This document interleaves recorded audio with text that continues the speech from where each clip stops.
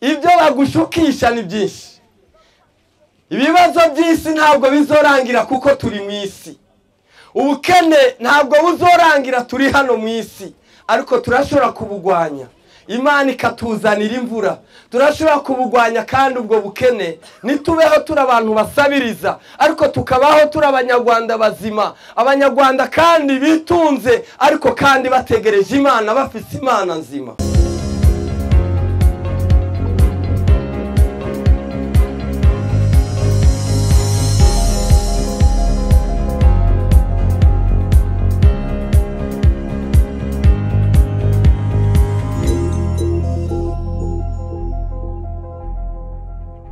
Irashaka kuba icyo dukwiriye kuba cyo mu murenge wacu wa Mwogo, mu karere kacu ka Bugesera, no mu gihugu cyacu cy'u Rwanda. Je mpagaze imbere yanyu ndi umupasiteri nitwa Eric Ndayizeye. Ndashimira leta y'u Rwanda cyane gose. Ndashimira Perezida wa Repubulika no ku bitekerezo byiza afise ku gihugu cyacu ndetse no ku baturage. Abashaka yuko abantu bataja mu bibi, ariko bashaka kuba mu byiza. Natwe intego nuko twobona abanyamwugo bahindutse bakaba abantu bazima. Kandi iyo tubaye abantu bazima, igihugu kiba kizima, ubukene turabwirukana, kandi tukaba abantu beza bazima. Amen. Tugiye gusoma ijambo ry'Imana, twavuze yuko ngo tuzamenya ukuri, kandi ukuri niko kuzatubatura. Baradusomera mu butumwa bwiza bwa Yohana igice 8:32 gusa. Kadusome mu izina rya Yesu. Amen. Namwe muzamenya ukuri. Namwe muzamenya ukuri. Ukuri kandi kuzababatura. Ukuri kandi niko kuzababatura. Reka twongere dusome mu gitabo Salome yandikiye cy'imigani igice 21:16. Badusomere bihuse. 21 murongo wa 16.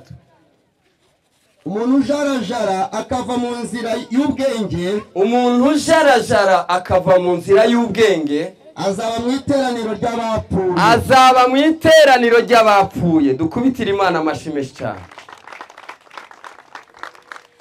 Nongeye gushimira cyane ubuyobozi bwacu bwo mu murenge wacu bwatwemereye ko twokorana kino gikorwa cyo kwiyamiriza ibiyobyabwenge, ariko cyane cyane tubwira abantu yuko atahandi hari uburuhukiro, ntahandi hari ubukiriro uretse kuri Yesu honyine.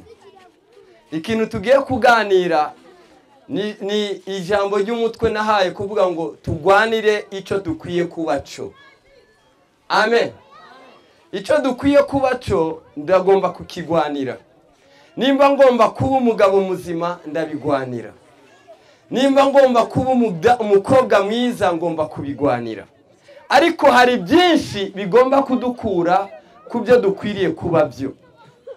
Imana idufashe cyane.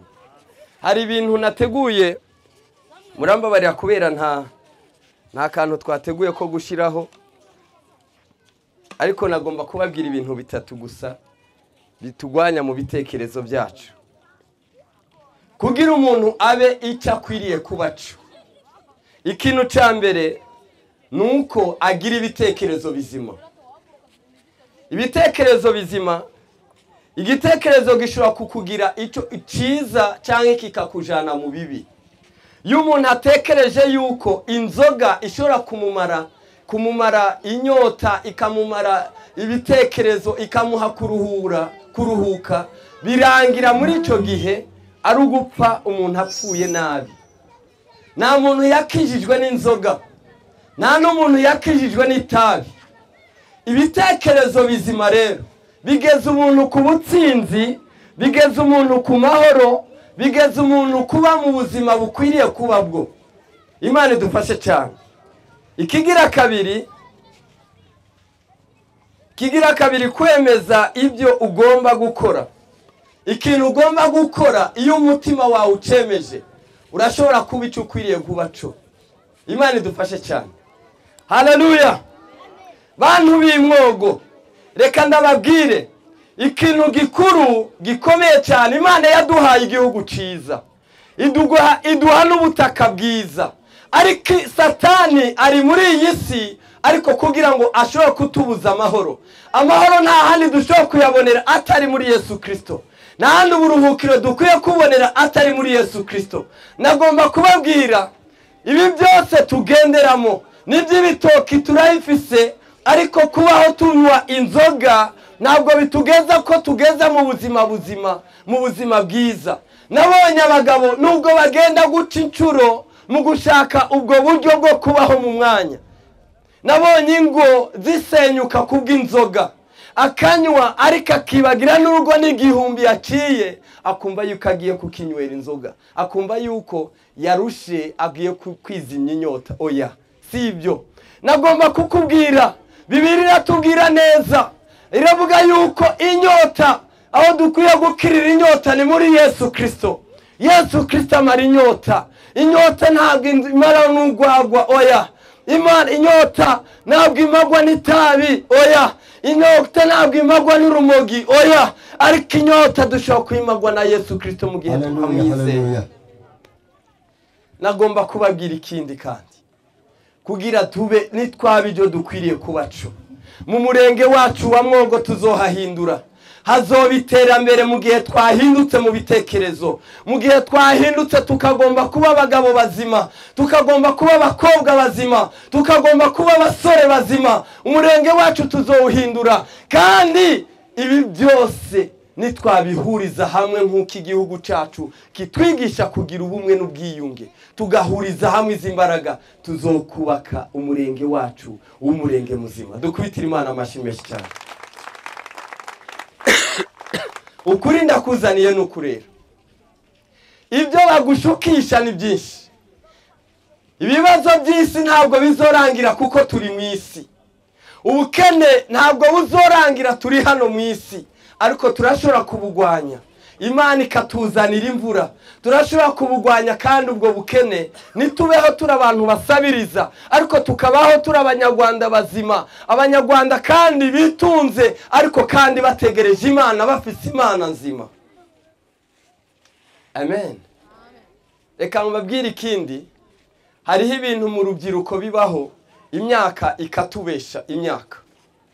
Imyaka mu rubyiruko, iyi myaka yatubeshe, hari igihe tumva yuko twamaze kugira igituza kinini, tumva yuko twamaze kuba abasore bakomeye, imiryango yacu ari twe dukwiye kuyiyobora. Ariko uzoyiyobora ni waba umuyobozi mwiza. Uzoba umuyobozi mwiza wo kuyobora mu gihe wagize ibitekerezo bizima byo kubaka umuryango, byo kubaka igihugu. Uzoba ubaye umugabo muzima, utabayeho kuvuga ngo nuko mfise amaboko mazima nterura ibyuma namaze kugira igituza. Oya, ibyo sibyo. Abakobwa nagomba kubabwira, inyuma yuko izinda tugenda turatwara batubesha, inyuma yibi hari ingaruka yo gutwara amada. Ingaruka y'umuntu agutwaye inda, utwajije indwa n'umunyeshure mugenzi wawe. Umunyeshure ntabwo azogufasha, yigishwa n'ababyeyi, naho aba mu munzi wabo akuzokujana hehe. Ariko nagomba kukubwira, ni wihangana, ukihangana, umubiri wawe ukawufata, uzogera igihe nawe wubaka urugo ruzima, utunga imiryango, kandi uhesha ishema imiryango. Umuryango uhesha ishema n'igihugu cyakwibarutse kigira ishema. Kandi iyo tugiye tubyara inda zitageze, kenshi wamusanga tuzana n'ubukene mu miryango. Kandi ubukene iyo tubuzanye, n'ubwo bukene buza no mu gihugu. Ariko nashaka kubabwira, mu kanya gatoyi, Yesu, hari umugabo yitwa Yesu. Umugabo yitwa Yesu rero, icyamuzanye no kugira kuruhure, icyamuzanye no kugira yongera guhindure. Arashaka kuguhindura. Intambwe ya mbere uza gutera, ugatera umugana, arakugira icyo ukwiriye kubaco, araguhindura. Ubu umukobwa muzima wigwitekererezaho, wo kwiyubaka, kandi ukumva yuko ukwiye no kubaka abandi. Utarabona ukubaka, hariho Yesu ashobora kukubaka. Utarabona uwo kugufasha, hari umufasha yitwa Yesu Kristo. Utarabona kandi uwo kuguhindura, hari Yesu Kristo yiteguye kuguhindura. Kimwe gusa nuko wamubwira, ukamubwira ibikuremereye, ukamuzaho ku uyu munsi, yiteguye kugufasha kandi akakugirira neza. Abajura bo kuri uyu musozi, reka nababwire, murafite imbaraga zo kubamo kwishakira, mugashaka ibiryo bwo kwikorera, mugakora kandi bigakunda, mubwe mu bujura. Ibihembo byo kwiba nukurangiriza ubuzima bwanyu muri gereza. Ariko Yesu ari hano, ashobora kugufasha kandi ubwo buzima nuza n'uwo mwuka ukuboshe wo kwiba, wo gusambana, wo gukora ibibi, wo gutekereza nabi, wo gutekereza ibikorwa bibi. Yesu araguhindura kandi akugira icyo ukwiriye kubaco, kandi ni waba icyo ukwiriye kubaco no mu murenge wacu birahinduka. Imana idufashe cyane. Haleluya. Bibiliya iratubwiye yuko rero ngo umuntu jarajara agata inzira y'ubwenge, uwo muntu ngo aba mu itorero ry'abapfuye. Itorero ryiza rikuru ni itorero rya Yesu Kristo. Iyo umuntu atari mu itorero rya Yesu Kristo aba ari mu itorero ry'abapfuye. Mbega we uri hano kuri kino kibuga uyu munsi, uri muri ihe torero? Muri mu itorero rizima cyangwa uri mu itorero ry'abapfuye? Ariko nimba uri mu itorero ry'abapfuye, Yesu Kristo yiteguye kukuzura. Yesu Kristo yiteguye kuguha ubuzima, yiteguye kukugira icyo ukwiriye kubaco. Nimba uri mu itorero ry'abasinzi, niryo ni itorero ry'abapfuye, bamwira ico kigare cy'abasinzi. Ariko ubutsinzi burahari kuri Yesu. Uze mu itorero rizima, itorero ritanga ubuzima, ari ryo torero rya Yesu Kristo. Imana ishimwe cyane. Haleluya. Amen.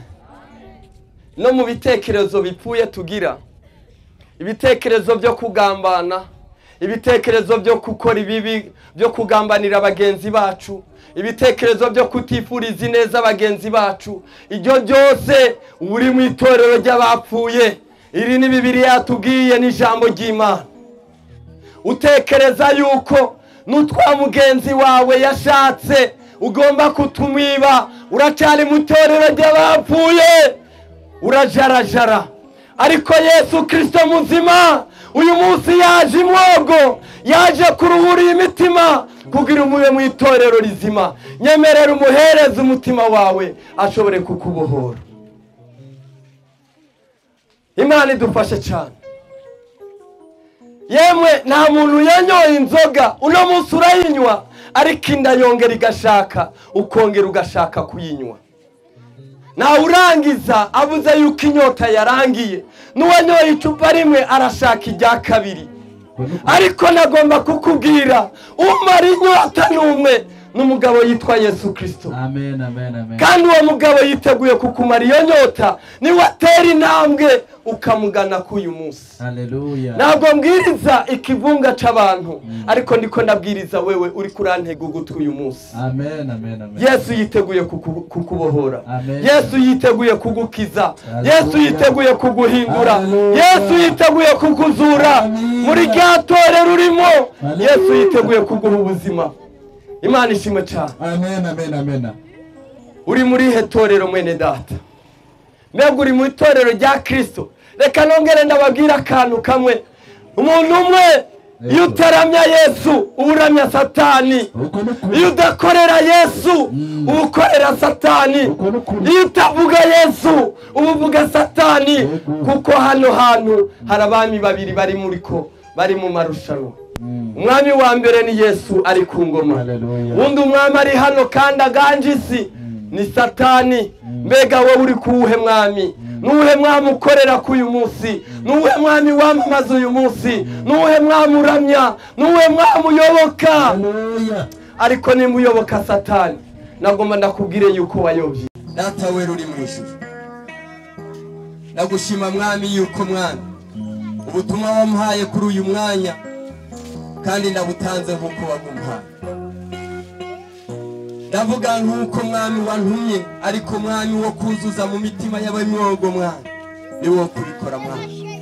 Ndashaka kubona uno mugabo ari hano wamuhinduye, kandi wewe umwuka wawe wera reka agenda agere kuri bano bari hano bose, agira icyo yemeje mutima w'uno mugabo. mutima w'uno mudamu agira icyo ahinduye, agire guhindurira we waguhindukirire mwana. Nitwabona mwami abahinduka benshi mwana, twizeye yuko umurenge wacu uhindura, twizeye yuko mwami umujyi wacu ukomeza, twizeye iterambere ko rigiye kuza ariko abantu babanje kuguhindukirira mwana.